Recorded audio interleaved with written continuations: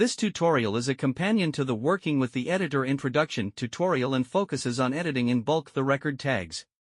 Using the timeline described in the introduction tutorial, the tags associated with two of the Group 2 red font records will be modified using the editor.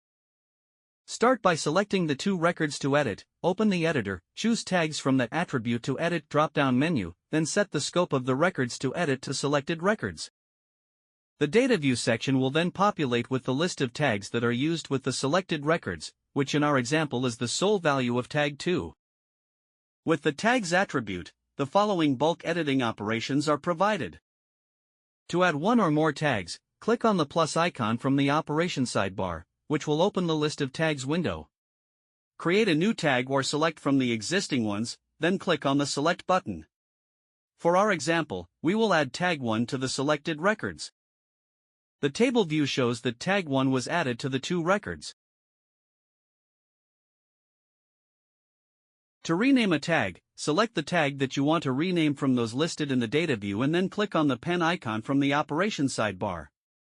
In the window that opens, enter the new name, then click on the Rename button.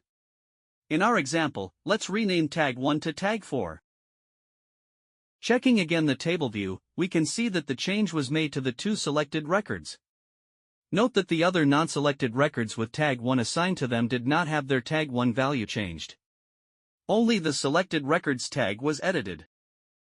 Finally, to delete one or more tags, select the tags you want to delete from those listed in the data view and then click on the trash bin icon from the Operations sidebar. For our example, let's delete tag 4. Again, the table view shows that tag 4 was deleted from the selected record.